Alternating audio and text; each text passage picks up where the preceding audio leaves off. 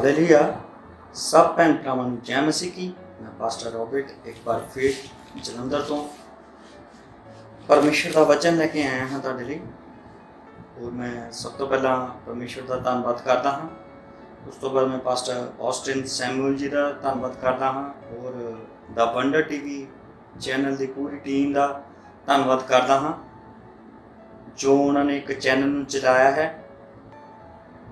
जिस दे द्वारा तुसीं बहुत खुदा दे अच्छे अच्छे दासां नूं देखोगे और आने वाले समय दे विच अच्छे अच्छे शुभ समाचार नूं सुनोगे और बहुत सारियां ऐसियां गल्लां जिहड़ियां तुसीं हजे तक नहीं जानदे वो खुदा दे दास तुहानूं परमेश्वर दे वचन दे विचों गहरे गहरे भेद दसणगे। सो परमेश्वर उन्हां दासां नूं भी और तुहानूं भी आने वाले दासां नूं भी परमेश्वर बहुत तार दे विच इस्तेमाल करे और परमेश्वर अज के वचन द्वारा तुहानूं सारिआं नूं आशीष देवे। द वंडर टीवी का एक बार फिर मैं बहुत धन्नवाद करता हाँ जिन्होंने मौका दिता कि मैं एक बार फिर दोबारा तुहाडे रूबरू हो सका ताकि परमेश्वर के उस सच्चे वचन के नाल मैं तुहाडे नाल गलबात कर सका। और परमेश्वर का धन्नवाद करता हाँ। वचन दे विच जाण तो पहला मैं चाहुंदा हाँ कि आपां एक प्रार्थना दे विच जावांगे, सब एक मन हो जाएंगे, एक प्रार्थना करांगे। Lord Father, Heavenly Father, in the name of Jesus, Father, प्रभु यीशु मसीह तेरा धन्नवाद करते हैं। प्रभु यीशु मसीह आज तू अपनी मर्जी ਨੂੰ ਪੂਰੀਆਂ ਕਰ ਰਿਹਾ ਹੈ, तेरा धन्नवाद करते हैं प्रभु यीशु मसीह।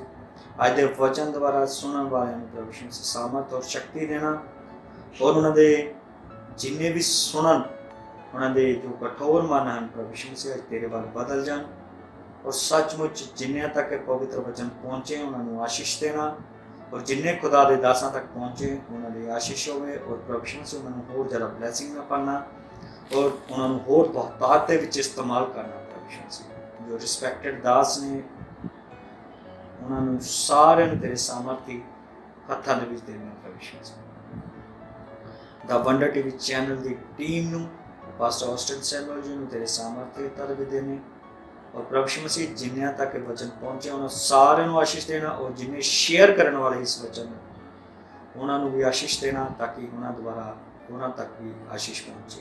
पूरे प्रशासन पूरे देश में प्रधानमंत्री मुख्यमंत्री और जिन्हें भी फोर्सेस ने जिन्हें भी डॉक्टर्स ने और हर उस इंसान तेरे सामर्थ्य तरफ देना। प्रभु मसीह पूरे वर्ल्ड में तेरे सामर्थ्य तरफ अपने हत्थों के लैके चलाना कोई इंसानी मर्जी नहीं बल्कि तेरी मर्जी पूरी। और एक बार फिर असी इकट्ठे होकर खुशी वाले दिन और खुशी भरी आराधना रूह सच्चाई के नाल एक मन होके इकट्ठे होके उन्होंने भावना के दुआरा कर सकिए। यीशु नासरी के जिंदा सामर्थ्य नाम है आज वचन द्वारा अपने पवित्र आत्मा द्वारा गाइड करना। यीशु नासरी के जिंदा सामर्थ्य आमीन। हालेलुया। सो अज का जो टॉपिक है वो है अनुशासन। हालेलुया। आज का जो टॉपिक है वो है अनुशासन। मैं दसना चाहना मेरे भाई और भैनों कि एक संसारिक पिता जो सानू उस अनुशासन के विच लैके आंदा है अनुशासन दे विच लैके आंदे हैं जो साडा संसारिक पिता एक ते अनुशासन दे विच बहुत चीज़ां बाउंडेशन है, बहुत चीज़ां दे विच प्रतिबंध लगता है जिन्होंने कहने पाबंदी है ते सानू वो चीज़ां चंगियां नहीं लगदियां। मगर एक समा आंदा साडी लाइफ दे विच जदों असीं लाइफ नूं गुजारदे हैं गुजारदे एक समा ऐसा आंदा है जदों असी उस समय दे विच पहुंचते हैं तो परमेश्वर के वचन के अनुसार लिखा उपदेशक 3 दी 1 दे विच हर चीज़ का समय जदों उस चीज़ नूं असी देखते हैं तो उस दे विच सानूं फिर पता लगता कि जेड़े असी अनुशासन दे विच जिंदगी नूं बतीत किया अगर असी उस अनुशासन तो बाहर हुंदे तो शायद अज असी भी पापमय जिंदगी और गुनाह भरी जिंदगी दे विच जीवन बसर करते गुजार दे। तो इसी तरह परमेश्वर का भी एक अनुशासन है, रूल्स ऑफ रेगुलेशन है। जो असी इस जिंदगी बतीत करते हैं ਤੇ ਅਸੀਂ ਅਨੰਤ ਜੀਵਨ ਦੇ ਵਿੱਚ ਜਾਂਦੇ ਹਾਂ, ਕਿਉਂਕਿ ਪਰਮੇਸ਼ਰ ਦਾ ਵਾਅਦਾ ਹੈ, ਪਰਮੇਸ਼ਰ ਦਾ ਪ੍ਰੋਮਿਸ ਹੈ ਸਾਡੇ ਨਾਲ ਕਿ ਪਰਮੇਸ਼ਵਰ ਨੇ ਜਗਤ ਨਾਲ ਅਜਿਹਾ ਪਿਆਰ ਕੀਤਾ, ਯਾਨੀ ਸਿਰਫ ਮੈਨੂੰ ਨਹੀਂ ਪਿਆਰ ਕੀਤਾ, ਖੁਦਾ ਦੇ ਦਾਸਾਂ ਨੂੰ ਪਿਆਰ ਨਹੀਂ ਕੀਤਾ, ਪੂਰੇ ਸੰਸਾਰ ਨਾਲ ਇੰਨਾ ਪਿਆਰ ਕੀਤਾ ਕਿ ਉਹਨੇ ਆਪਣਾ ਆਪ ਨੂੰ ਦੇ ਦਿੱਤਾ। ਔਰ ਪਰਮੇਸ਼ਵਰ ਨੇ ਜਗਤ ਨਾਲ ਅਜਿਹਾ ਪਿਆਰ ਕੀਤਾ ਯੋਹੰਨਾ 3:16 ਦੇ ਵਿੱਚ ਕਿ ਉਸਨੇ ਆਪਣਾ ਇਕਲੌਤਾ ਪੁੱਤਰ ਦੇ ਦਿੱਤਾ ਤਾਂ ਜੋ ਕੋਈ ਉੱਤੇ ਵਿਸ਼ਵਾਸ ਕਰੇ ਉਹ ਨਾਸ਼ ਨਾ ਹੋਵੇ, ਅਨੰਤ ਜੀਵਨ ਨੂੰ ਪਾਵੇ। ਸੋ ਪਰਮੇਸ਼ਰ ਨੇ ਏਡਾ ਵੱਡਾ ਪ੍ਰੋਮਿਸ ਸਾਡੇ ਲਈ ਰੱਖਿਆ ਹੈ, ਅਗਰ ਅਸੀਂ ਅਨੁਸ਼ਾਸਨ ਦੇ ਅਨੁਸਾਰ ਜੀਵਨ ਨੂੰ ਗੁਜ਼ਾਰਦੇ ਹਾਂ। ਤਾਂ ਦੇਖਦੇ ਹਾਂ ਅਨੁਸ਼ਾਸਨ ਕੀ ਹੈ। ਪਰਮੇਸ਼ਰ ਤੁਹਾਨੂੰ ਆਸ਼ੀਸ਼ ਦੇਵੇ ਔਰ ਜਿੰਨੇ ਵੀ ਇਹ ਸੁਣਨ ਕਿ ਅੱਗੇ ਜ਼ਰੂਰ ਸ਼ੇਅਰ ਕਰਨ ਤਾਂ ਕਿ ਹੋਰਾਂ ਨੂੰ ਵੀ ਆਸ਼ੀਸ਼ ਮਿਲੇ। ਕਿ ਤੁਸੀਂ ਧਰਮ ਗ੍ਰੰਥ ਦੇ, ਮੈਂ ਦੱਸਣਾ ਚਾਹੁੰਦਾ ਹਾਂ ਅੱਜ ਦਾ ਜਿਹੜਾ ਟੌਪਿਕ ਹੈ ਸਾਡਾ ਅਨੁਸ਼ਾਸਨ ਹੈ।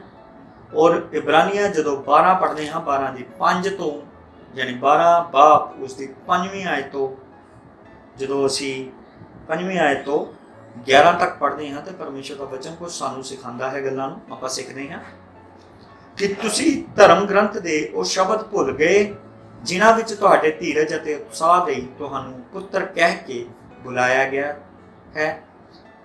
ਪਰਮੇਸ਼ਰ ਅੱਜ ਗੱਲ ਕਰ ਰਿਹਾ ਹੈ ਸਾਡੇ ਨਾਲ ਕਿ ਕੀ ਤੁਸੀਂ ਉਸ ਸ਼ਬਦਾਂ ਨੂੰ ਭੁੱਲ ਗਏ, ਕਿਉਂਕਿ ਪਰਮੇਸ਼ਰ ਦੇ ਪ੍ਰੋਮਿਸ ਨੂੰ ਕੀ ਅਸੀਂ ਭੁੱਲ ਗਏ ਹਾਂ ਕਿ ਜਿਹਦੇ ਵਿੱਚ ਪਰਮੇਸ਼ਰ ਨੇ ਕਿਹਾ ਕਿ ਤੁਸੀਂ ਇੱਕ ਸਹਿਨਸ਼ੀਲਤਾ ਭਰੇ ਜੀਵਨ ਨੂੰ ਗੁਜ਼ਾਰਦੇ ਹੋਏ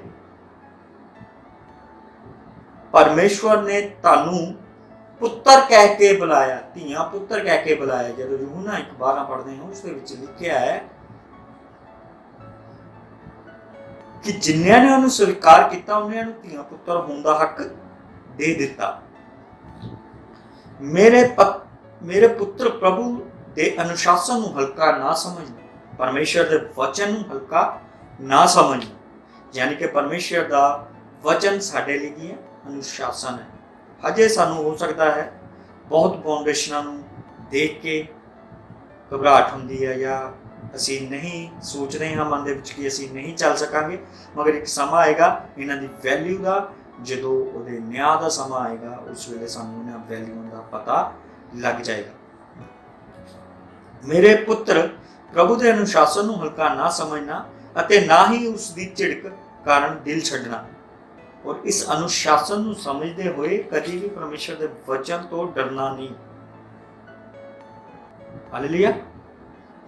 ਬਲਕਿ ਉਹਦੀ ਰਿਸਪੈਕਟ ਕਰਕੇ ਉਸ ਦੇ ਵਚਨ ਤੇ ਚੱਲਣਾ, ਤਾਂ ਕਿ ਪਰਮੇਸ਼ਵਰ ਤੁਹਾਨੂੰ ਉਸ ਆਤਮਾ ਦੁਆਰਾ ਚਲਾਏ, ਉਸ ਅਨੁਸ਼ਾਸਨ ਦੇ ਵਿੱਚ ਚਲਾਏ ਜਿਸ ਨੂੰ ਪਰਮੇਸ਼ਵਰ ਪਸੰਦ ਕਰਦਾ ਹੈ।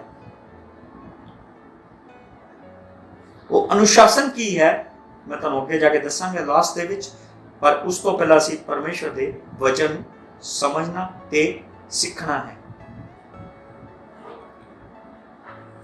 ਅਤੇ ਨਾ ਹੀ ਉਸ ਦੀ ਝਿੜਕ ਕਾਰਨ ਦਿਲ ਛੱਡਣਾ, ਕਿਉਂਕਿ ਪ੍ਰਭੂ ਉਹਨਾਂ ਨੂੰ ਅਨੁਸ਼ਾਸਨ ਹੇਠ ਲਿਆਉਂਦਾ ਹੈ ਜਿਨ੍ਹਾਂ ਨੂੰ ਉਹ ਪਿਆਰ ਕਰਦਾ ਹੈ। ਅਗਰ ਸਾਡਾ ਪਿਤਾ ਸਾਡੇ ਨਾਲ ਪਿਆਰ ਕਰਦਾ ਹੈ ਤੇ ਉਹ ਸਾਨੂੰ ਆਪਣੇ ਅਨੁਸ਼ਾਸਨ ਦੇ ਵਿੱਚ ਰੱਖਣਾ ਚਾਹੁੰਦਾ ਹੈ ਤਾਂ ਕਿ ਅਸੀਂ ਕਿਤੇ ਵਿਗੜ ਨਾ ਜਾਈਏ, ਅਸੀਂ ਅਨੁਸ਼ਾਸਨ ਤੋਂ ਬਾਹਰ ਹੋ ਕੇ ਉਸ ਪਾਪਮਈ ਜ਼ਿੰਦਗੀ ਔਰ ਉਸ ਗੁਨਾਹ ਭਰੀ ਜ਼ਿੰਦਗੀ ਦੇ ਵਿੱਚ ਜ਼ਿੰਦਗੀ ਨਾ ਗੁਜ਼ਾਰੀਏ।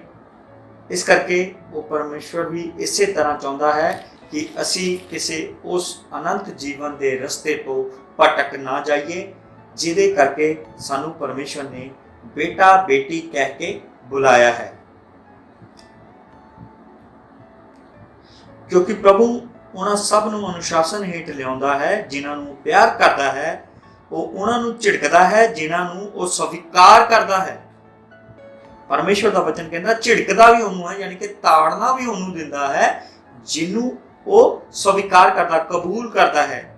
ਇਸੇ ਤਰ੍ਹਾਂ ਜਦੋਂ ਇੱਕ ਸੰਸਾਰ ਦਾ ਪਿਤਾ ਜਦੋਂ ਸਾਨੂੰ ਕਬੂਲ ਕਰਦਾ ਹੈ ਤੇ ਉਹ ਸਾਨੂੰ ਪਿਆਰ ਵੀ ਕਰਦਾ ਹੈ, ਝਿੜਕਦਾ ਵੀ ਹੈ, ਪਿਆਰ ਵੇਲੇ ਪਿਆਰ ਕਰਦਾ ਹੈ, ਉਹ ਝਿੜਕਣ ਵੇਲੇ ਝਿੜਕਦਾ ਵੀ ਹੈ, ਤਾਂ ਕਿ ਅਸੀਂ ਉਹਦੇ ਅਨੁਸ਼ਾਸਨ ਦੇ ਵਿੱਚ ਰਹਿ ਕੇ ਜੀਵਨ ਨੂੰ ਗੁਜ਼ਾਰੀਏ। ਇਸੇ ਤਰ੍ਹਾਂ ਪਰਮੇਸ਼ਵਰ ਵੀ ਚਾਹੁੰਦਾ ਹੈ ਕਿ ਅਸੀਂ ਅਨੁਸ਼ਾਸਨ ਦੇ ਵਿੱਚ ਰਹਿ ਕੇ ਉਸ ਜੀਵਨ ਨੂੰ ਗੁਜ਼ਾਰੀਏ ਜੋ ਇਸ ਧਰਤੀ ਤੇ ਸਾਡੇ ਕੋਲ ਕੁਝ ਸਮੇਂ ਲਈ ਹੈ, ਤਾਂ ਕਿ ਅਸੀਂ जिस जगह ते जाके रहना है हमेशा दी जिंदगी दे विच, साडे आत्मा ने रहना है उस जगह दे विच, इस अनुशासन दे विचों जदों असीं निकलांगे, इस पाबंदियां चों निकलांगे, एक समा आएगा असी प्रभु दे विच आनंदमय जीवन नूं गुजारांगे।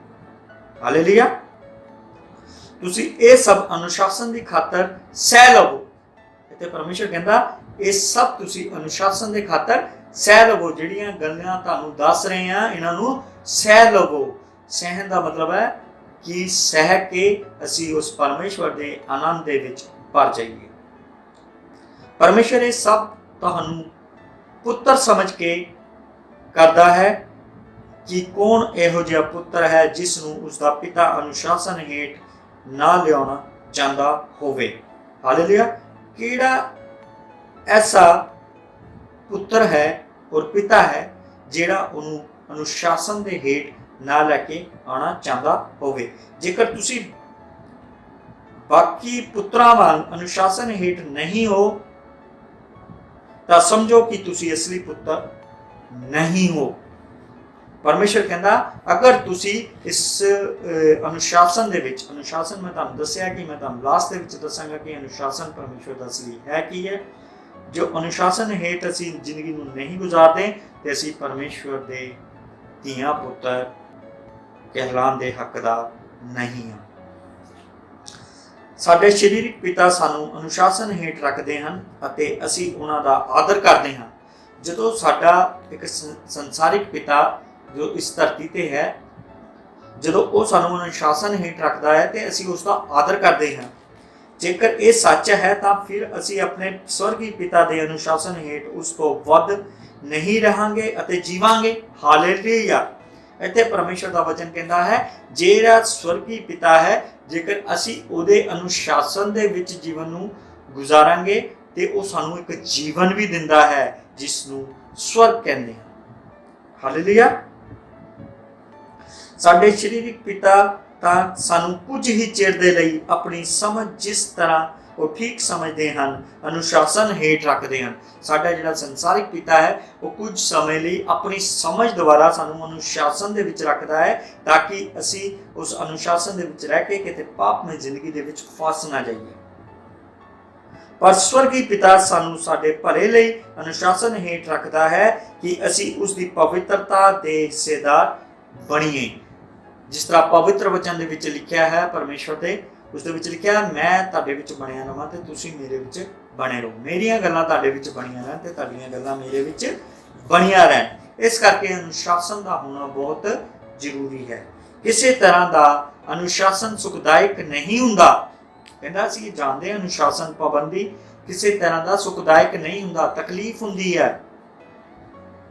जदों साडा पिता इस धरती ते सानूं रोकदा किसी काम तो असीं जदों उसनूं महसूस करदे ते सानूं बहुत तकलीफ हुंदी है कि हाय साडा पिता यार इस काम लई सानूं रोक रिहा। मगर जदों सानूं एक समा आंदा है सानूं पता लगदा है कि अज साडे पिता ने सानूं जे उस समय ना रोकिया हुंदा ते अज शायद असीं भी पापमय जिंदगी दे विच जीवन नूं गुजारदे हुंदे। ਇਹ हमेशा दुखदायक हुंदा है, ये हमेशा दुखदायक हुंदा है। पर पिछों जो इस दे हेठों निकल चुके हन जिहड़े अनुशासन दे विचों निकल के जांदे ने वो शांतिपूर्ण उचितता समेत जीवन लई फल प्राप्त करदे ने। ते जदों असीं उस अनुशासन दे विचों निकलदे हां एक समा आंदा है कि जिस तरह पापमय जिंदगी दे विच लोग जीवन गुजारदे ने जदों असीं उन्हां नूं देखदे असीं परमेश्वर दा धन्नवाद करदे हां, अपने पिता दा धन्नवाद करदे हां कि पिता ने सानूं जे ना रोकिया हुंदा ते शायद अज असीं भी इस जगह ते हुंदे। हालेलुया। ते मैं तुहानूं दसना चाहुंदा हां कि सच ये है कि अनुशासन की है, परमेश्वर का अनुशासन की है। हल्का क्यों नहीं लेना है क्योंकि परमेश्वर का अनुशासन है कि मेरियां गल्लां तुहाडे विच बणियां रहन, तुहाडीआं गल्लां मेरे विच बणियां रहन। हर वेले प्रार्थना विच लगे रहो, हर समय वचन दे विच बने रहो क्योंकि परमेश्वर का वचन कहता जे मैनूं ये पोथी कदी भी तेरे बुल्लां तो हिरदे तो अलग ना होवे किते तू परतावे च ना पवे।